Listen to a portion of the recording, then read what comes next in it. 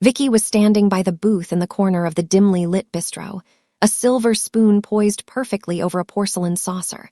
One loud, metallic crack echoed through the room, the sound of the front door being kicked in, but she didn't flinch. She didn't flinch because flinching would mean admitting that there was something left in this world that could still startle her. Behind her, by the bar, 3 men in dark masks were screaming for everyone to hit the ground. Ahead of her, sitting in the booth, was a man who hadn't moved either. His eyes, intense and dark, were not on the gunmen. They were on her. He took in her elegant posture, the way her dark hair caught the amber light, and the steady, rhythmic movement of her hands as she finished setting the table.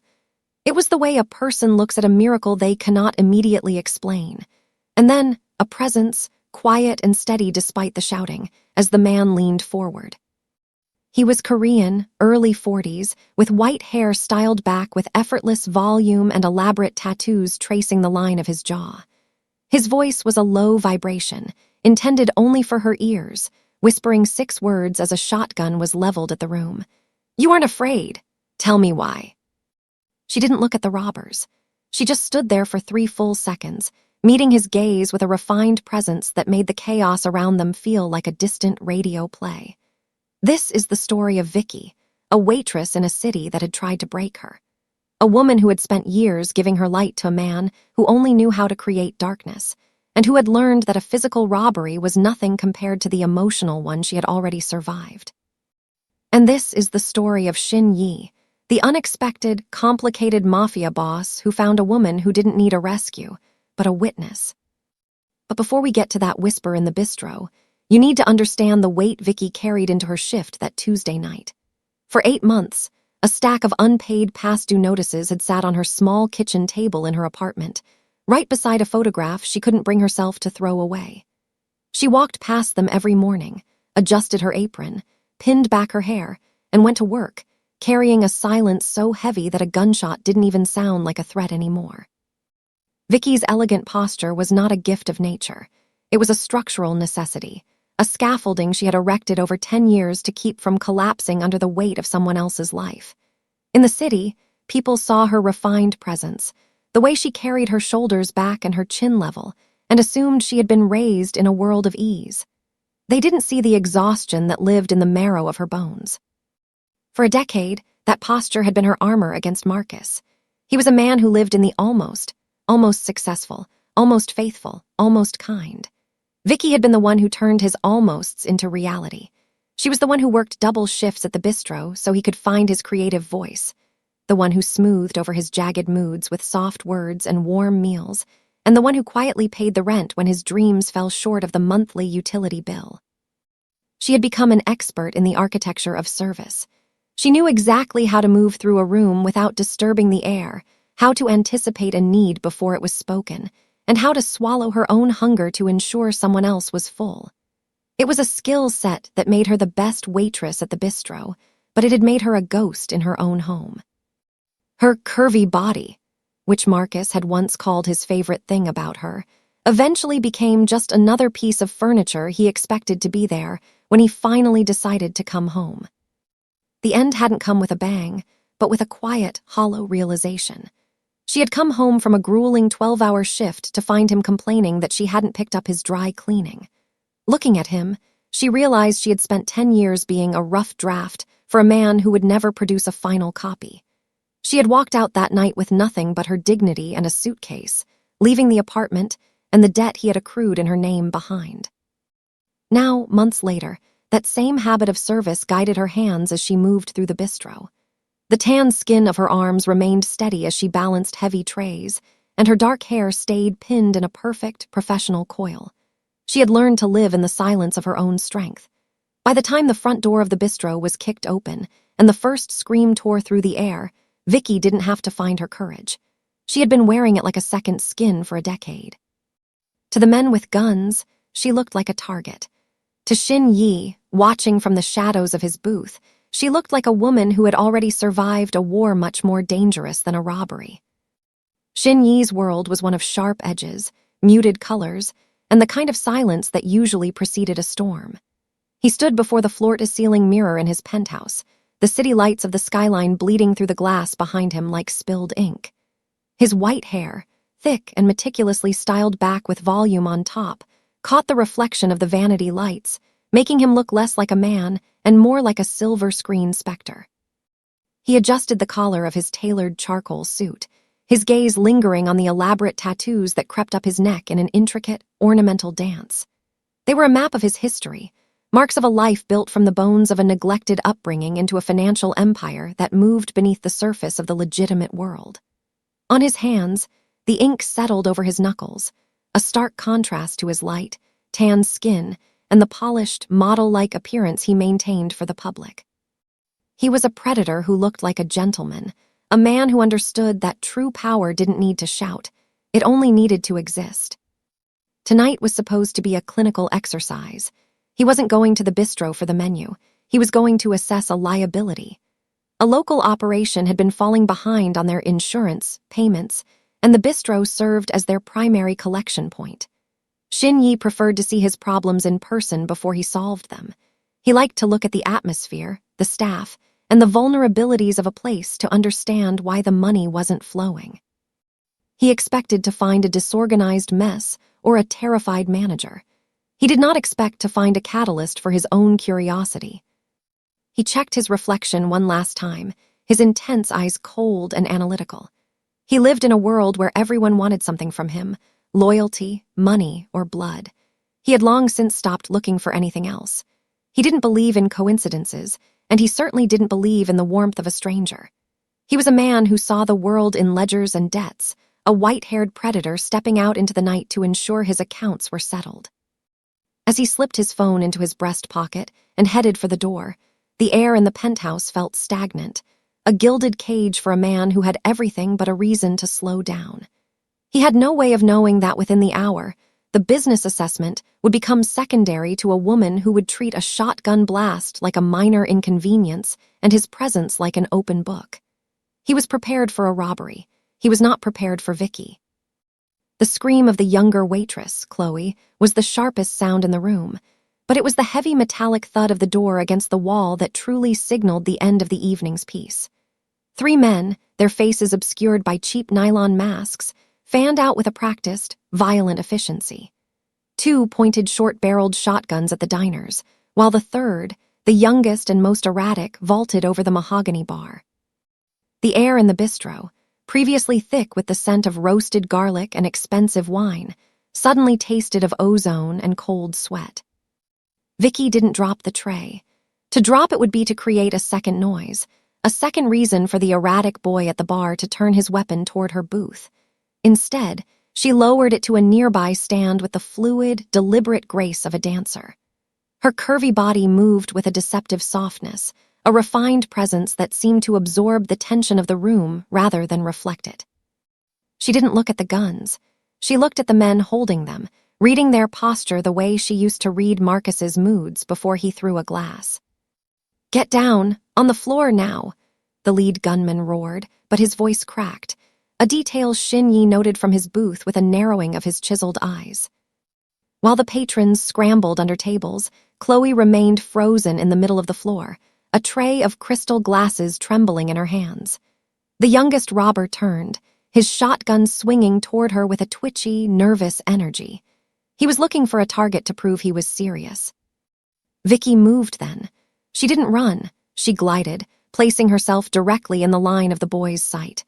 With her tan skin glowing under the dim pendant lights and her dark hair perfectly coiled, she looked entirely out of place in a robbery. She looked like a woman who was simply closing a tab. "The safe is in the back office behind the wine cellar," Vicki said, her voice steady, low, and devoid of the tremors that filled the rest of the room. She didn't look at Chloe, but her hand reached back, firmly catching the younger girl's arm and pulling her behind the safety of her own frame. "The manager isn't here tonight. I have the keys. If you want the night's take, you'll need me to walk you there." The robber hesitated, the barrel of his gun dipping as he stared at her, mesmerized by her lack of panic. From the shadows of the corner booth, Shin Jae watched the way Vicki's shoulders remained level, her elegant posture unyielding even as death stared her in the face. He had seen soldiers break under less pressure. He had seen men in his own organization crumble when the stakes were half this high. But this waitress, with her silk-like composure and her instinct to shield another, was doing something he hadn't seen in a very long time. She wasn't just surviving the chaos, she was quietly, masterfully controlling it. By the time the blue and red lights began to pulse against the bistro's frosted windows, the adrenaline in the room had curdled into a heavy, collective exhaustion. The robbers had fled minutes earlier, spooked not by a hero's intervention, but by the eerie, unshakable composure of the woman who had led them to the back. Vicki had handed over the night's deposit with a steady hand, her voice so devoid of fear that it had made the gunmen feel small, like children playing a game they didn't understand. The police were now everywhere, their radios crackling with static that cut through the dim lighting. Officers moved from table to table, taking statements from weeping patrons, but Vicki remained by the bar, her elegant posture still intact. She had already given her statement, her voice a calm anchor in the sea of frantic explanations. Her dark hair was still perfectly coiled, her refined presence undisturbed by the fact that she had stared down a shotgun barrel less than 20 minutes ago.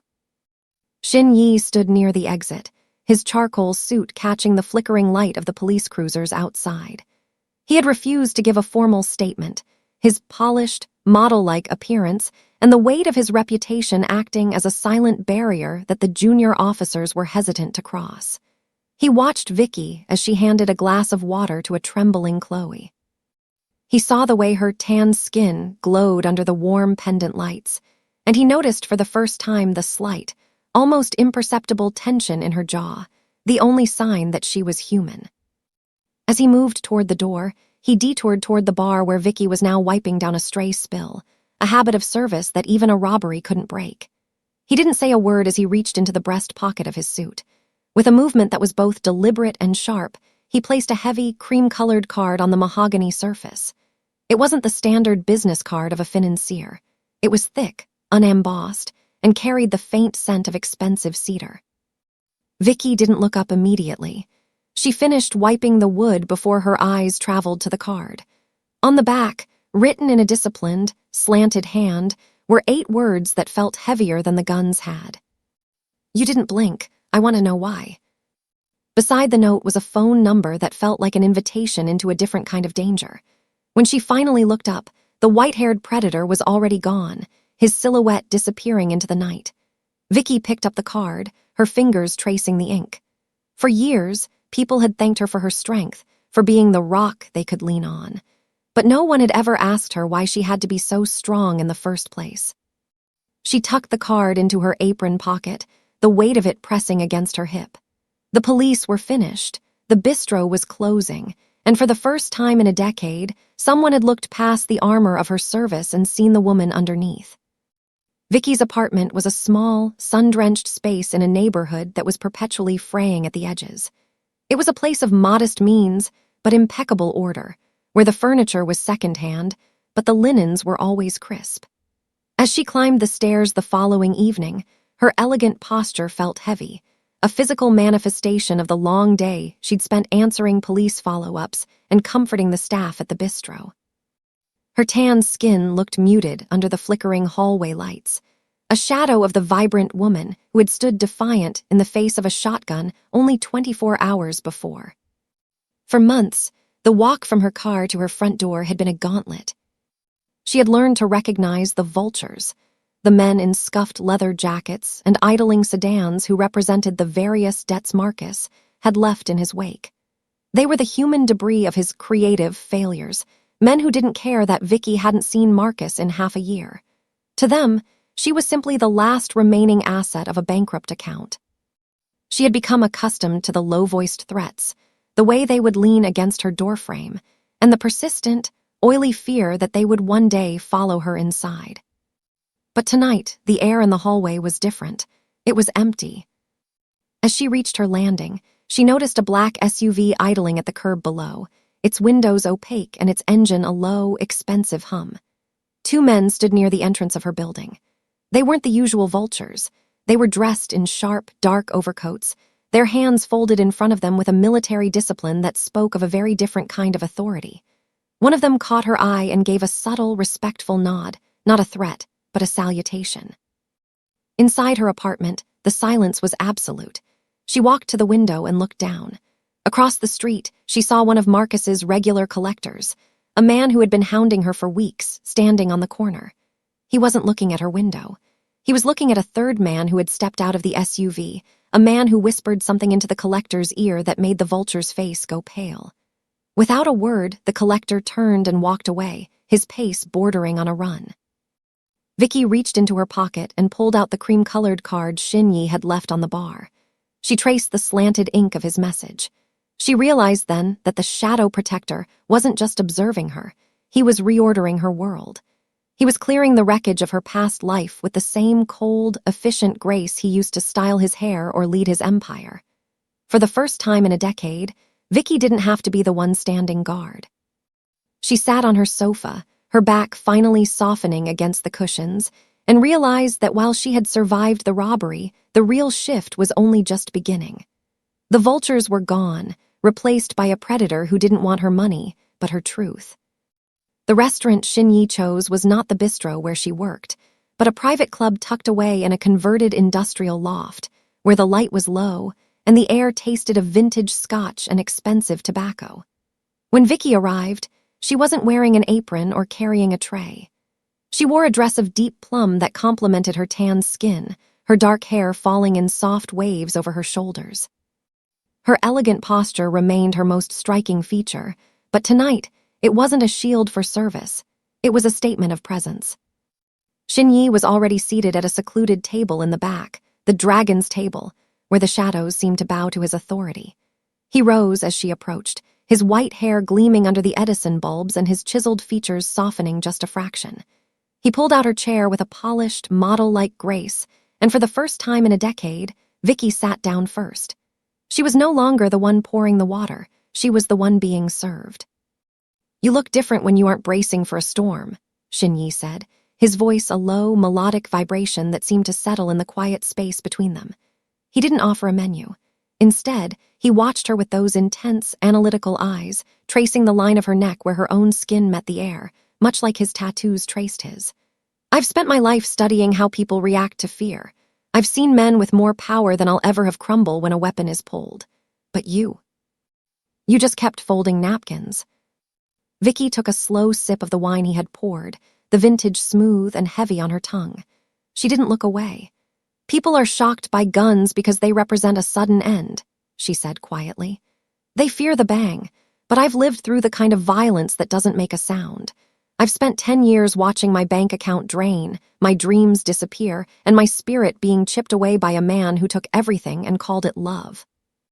She leaned in slightly, her refined presence meeting his gaze with an honesty that made the expensive room feel small. "When those men walked into the bistro with shotguns, I didn't panic because I realized they could only take what was left of my life. And after Marcus, there wasn't much left to steal. A gun is a quick conversation. Shin Jae. A broken heart is a decade-long robbery. You can't be afraid of a bullet when you've already survived a ghost." Shin Jae remained silent for a long moment, his hand resting on the table, the ornamental tattoos on his knuckles stark against the white tablecloth. He had come to the table expecting to find a mystery to solve, but he found a mirror instead. He saw in Vicki a strength that wasn't born of bravado, but of survival, a quiet, dangerous dignity that matched his own. "Marcus was a fool," Shin Jae said, his voice dropping an octave, heavy with a new kind of intent. "He stole from a treasury he wasn't qualified to guard." The following Tuesday, the air in the bistro felt thick, as if the oxygen had been replaced by the static of an approaching storm. Vicki moved through her shift with the same elegant posture that had become her trademark, but her senses were heightened. She was no longer just a waitress, she was an observer. She noticed the way a black sedan circled the block 3 times, and how the streetlights seemed to dim as a group of men gathered in the alleyway. The shadow protection Shin Jae had provided had made her neighborhood safe, but it had also turned the bistro into a lightning rod. The vultures Marcus had left behind were gone, but they had been replaced by something far more calculated. The robbery hadn't been an act of desperation by amateurs. It had been a message from the shadows of the underground financial world, a strike by Shin Jae's rivals to see if the white-haired predator had a weakness. And by standing between a gun and a coworker, by accepting a cream-colored card and sitting at the dragon's table, Vicki had inadvertently volunteered to be that weakness. When the door chimes rang at 11:00 p.m., the sound didn't signal a late-night diner. 4 men walked in, and unlike the previous week, they didn't wear masks. They wore the confidence of men who knew they were protected by a power equal to Shin Jae's. They didn't head for the register. They headed for Vicki. "The boss wants to know what makes a waitress worth a territory war," the leader said, his voice a jagged contrast to the refined atmosphere of the room. He reached out a hand to touch the dark coil of her hair, but Vicki didn't flinch. She stepped back, her tan skin tightening over her cheekbones, her presence remaining as regal as a queen under siege. "I'm just a woman doing a job," Vicki replied, her voice steady enough to make the leader pause. "And you're in a place where you don't belong." "You're not invisible anymore, Vicki," he sneered, leaning in close enough for her to smell the stale nicotine on his breath. "When you stepped into his world, you stepped out of the shadows. Now you're a target." The realization hit her then, sharper than any threat Marcus had ever leveled. For years, she had survived by being the rock that stayed in one place, the person who absorbed everything and asked for nothing. She had thought that by leaving Marcus, she was finally becoming free. But in the eyes of these men, she was simply a new type of currency. She looked toward the corner booth where Shin Jae had sat, and for the first time, she felt the true weight of his world. She wasn't just a survivor of a robbery. She was a player in a game where the stakes were measured in lives, and her quiet dignity was the only armor she had left. The air in the bistro shattered as the lead intruder lunged for Vicki's arm, his intent shifting from intimidation to abduction. For the first time in a decade, the rock that was Vicki finally cracked. It wasn't the cold terror she had expected. It was a hot, jagged panic that surged through her chest like a live wire. But as she pulled away, her breath hitching in her throat, she realized the source of her fear had changed. She wasn't afraid of the violence or the threats. She was afraid of losing the quiet, fragile promise of the life she had started to glimpse at the dragon's table. She was afraid of disappearing back into the shadows, just as she had finally been seen. The panic hadn't even reached her eyes before the front door hissed open with a clinical precision. Shin Jae didn't burst in. He entered with the inevitable weight of a landslide. He looked exactly as he had in the mirror, polished, model-like, and devastatingly calm. But the intensity in his eyes had shifted from analytical to lethal. He moved through the space with a grace that made the attackers look like clumsy children. Before the man reaching for Vicki could even register a shadow, Shin Jae was there. With a movement too fast for the dim pendant lights to catch, he caught the man's wrist. There was a sickening, muffled pop, followed by a scream that was cut short as Shin Jae's other hand found the man's throat, pinning him against the mahogany bar with a strength that belied his chiseled frame. The other 3 men froze, their hands hovering near their waistbands, but they were already too late. 2 of Shin Jae's personal guards had stepped through the door behind him, their silhouettes blocking the streetlights, their weapons drawn and suppressed. "You made a mistake in your assessment," Shin Jae said, his voice a low, terrifying silk that vibrated in the sudden silence. He didn't look at the man he was choking. He looked at Vicki, his gaze searching her face for any sign of damage. "You thought she was a way to get to me. You didn't realize that she is the reason I'm here." He dismissed the intruders with a sharp, lethal jerk of his head, and his men moved in to clear the room of the wreckage. Shin Jae turned to Vicki, his presence shifting from a predator to a sanctuary in a single heartbeat. He reached out, his hand ornamented with those dark, traditional tattoos, stopping just short of her cheek, waiting for her permission. Vicki took a trembling breath, her elegant posture finally giving way as she leaned into his touch. For the first time, she didn't have to be the one holding up the walls. She looked at the white-haired man who had just dismantled a threat with terrifying ease and realized that she didn't have to be the rock anymore. She could just be the woman. Shin Jae wasn't just another storm to survive. He was the wall she hadn't had to build herself. The transition from the bistro didn't happen with a sudden explosion, but with a series of quiet, deliberate choices. Vicki had spent a decade serving others' dreams, but in the months following the night at the Dragon's Table, she began to build her own. She resigned from the bistro, not to flee the memories of the robbery, but because she no longer needed the safety of a job that required her to be invisible. She opened a boutique consulting firm for senior care facilities, a venture funded entirely by the savings she had reclaimed once the vultures were cleared from her life. She was still a rock, but now she was the foundation of her own empire, not the ballast for someone else's sinking ship. Shin Jae remained a constant, though he never encroached on her independence. He didn't offer her money, he offered her a perimeter. His protection was a silent, unbreakable tether that allowed her to move through the city with a new kind of freedom. He was the man who understood that a woman like Vicki didn't want a savior. She wanted a partner who could match her silence and respect her strength. On a bright Saturday morning in Sacramento, the air crisp and smelling of ripening peaches, Vicki walked through the local farmer's market. Her elegant posture was still there, but the rigidity had melted into something fluid and relaxed. Her dark hair was loose, caught by a light breeze, and her tan skin glowed in the natural light. For the first time in years, she wasn't scanning the crowd for threats or checking her watch to see how much of her life was left to give to someone else. Shin Jae walked beside her, his white hair a stark, handsome contrast to the colorful stalls of produce. He had traded his charcoal suits for a simple black sweater, though the elaborate tattoos on his neck still hinted at the predator beneath the surface. He carried a brown paper bag filled with sourdough and heirloom tomatoes, moving with a rhythm that had finally synced with hers. They stopped at a flower stall. Vicki reached for a bundle of white hydrangeas, the flowers she had once watched another woman carry down an aisle. She looked at them for a moment, the memory of the rough draft years flickering in her mind, and then she set them back down. Instead, she picked up a vibrant, unruly bunch of wild sunflowers. They were bright, resilient, and owed nothing to the past. "I like those better," Shin Jae said, his voice a low, steady hum that no longer signaled a warning but a home. Vicki looked at him and smiled, a genuine, unarmored expression that reached her eyes. She reached out and took his hand, her fingers interlacing with his tattooed knuckles. As they walked away from the stall, she finally let her shoulders drop, letting the last of the old weight go. She wasn't just surviving anymore. In the quiet, normal rhythm of a Saturday morning, Vicki was finally, undeniably free.